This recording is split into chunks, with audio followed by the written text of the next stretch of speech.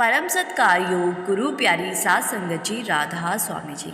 सात संगत जी, स्वागत है सारी संगत का संगत के अपने चैनल रूहानी सफ़र में।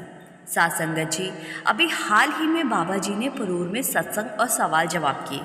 मैं आपको आज परोर में हाल ही के सत्संग में हुई एक घटना या आप उसको चमत्कार भी कह सकते हो, वो बताने जा रही हूँ कि कैसे सेवादारों ने एक किसान के ट्रक से सारी गेहूं उतार ली और फिर बाद में बाबा जी ने किसान को पैसे देकर बात को संभाला।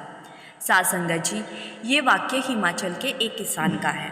अभी हाल ही में हुए परोर के सत्संग में किसान भाई ने ये बात संगत में से कुछ लोगों के साथ साझा की थी और हम उनका धन्यवाद करते हैं जिन्होंने ये वाक्य हमारे साथ भी साझा किया।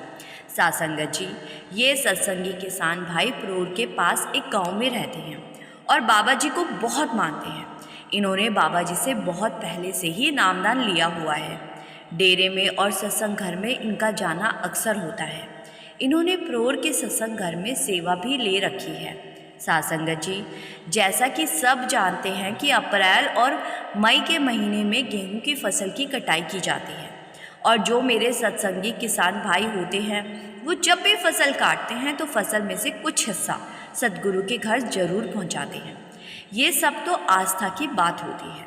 हमारी जहाँ आस्था जुड़ी होती है हम अपनी कमाई का कुछ हिस्सा उस जगह पर ही देते हैं।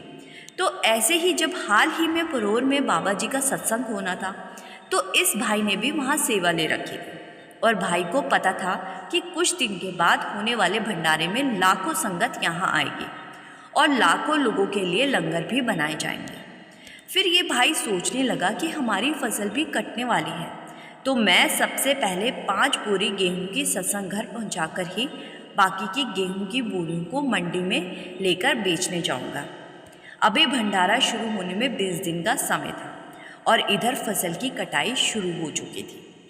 तो जब इस किसान भाई ने अपनी गेहूं को बोरियों में भरकर एक बड़े ट्रक में लोड करवाया तो उस ट्रक में कुल 150 गेहूं की बोरियां लोड हो गई।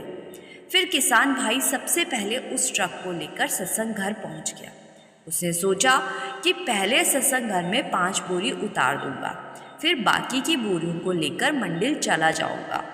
जब भाई सत्संग घर पहुंचा तो वहां जाकर सेक्रेटरी साहब से कहने लगा कि मुझे गेहूं देनी है। तो सेक्रेटरी साहब ने कहा कि ठीक है, मैं आपके पास कुछ सेवादारों को भेजता हूँ, वो गेहूं उतरवाने में आपकी मदद कर देंगे। ये कहकर सेक्रेटरी साहब वहाँ से चले गए और काफ़ी देर बीत जाने के बाद भी वहाँ ट्रक के पास कोई सेवादार नहीं आया। किसान भाई को लगा कि शायद सेक्रेटरी साहब भूल गए होंगे। तो किसान भाई ने आसपास देखा तो वहाँ गेट पर एक सेवादार खड़ा था।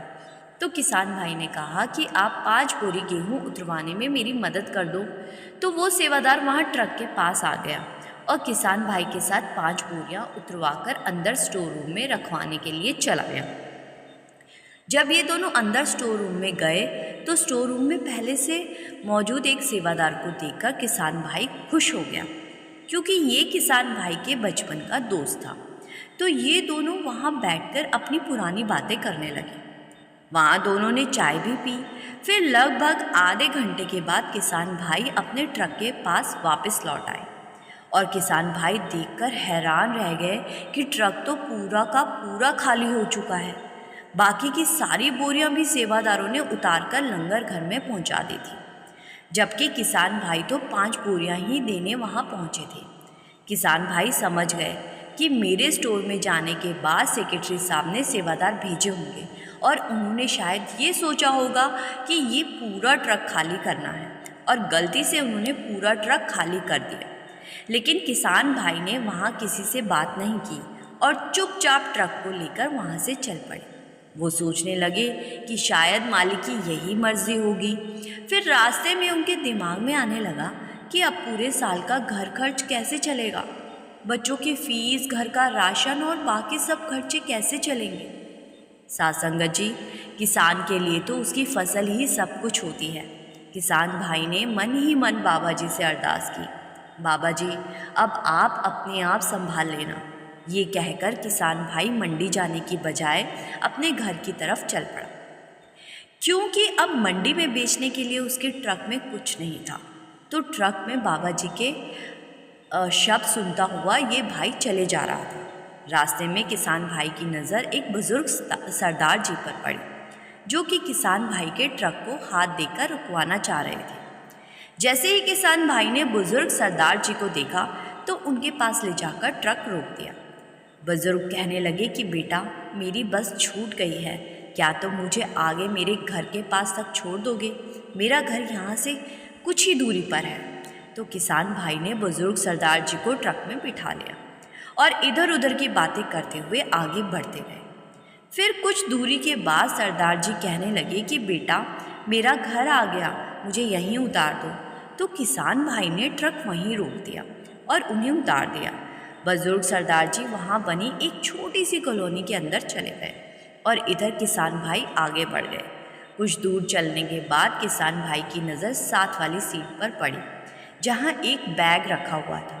तो किसान भाई समझ गए कि ये शायद उन्हीं सरदार जी का बैग है।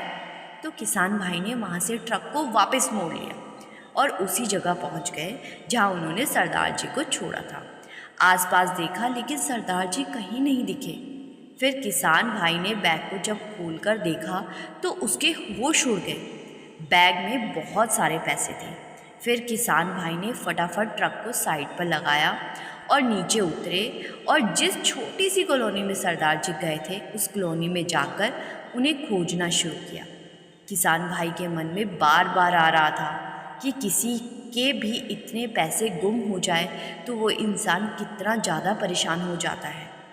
किसान भाई ने वहाँ कॉलोनी में देखा लेकिन सरदार जी उन्हें नज़र नहीं आए।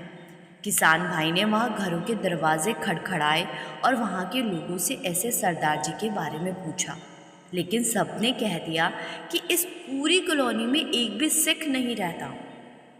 किसान भाई बड़े ही परेशान हो गए कि अब उन्हें मैं कहाँ ढूंढूं। कई देर और ढूंढने के बाद थक हार कर किसान भाई अपने ट्रक के पास आकर एक पेड़ के नीचे बैठ गए। उन्होंने सोचा कि शायद वो सरदार जी मुझे ढूंढते हुए यहाँ पर आए, लेकिन शाम हो गई, वहाँ कोई नहीं आया। आखिर में किसान भाई ने मन बनाया कि इन पैसों को मैं सत्संग घर दे आऊँगा।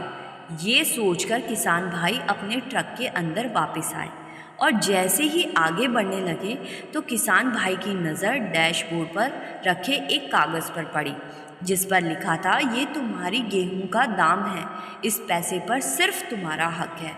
कागज़ पढ़कर किसान भाई के आंसू कागज़ पर पड़ने लगे और वो बहुत ज़ोर ज़ोर से रोने लगे। वो कहने लगे, मेरे सद्गुरु मेरे साथ मेरे ट्रक में बैठे रहे और मैं उन्हें पहचान भी ना पाया। फिर वो बाबा जी का शुक्र करने लगा, हे मेरे सच्चे पातशाह, मैंने तो सिर्फ इतना ही कहा था कि अब पूरा साल आप अपने आप संभाल लेना।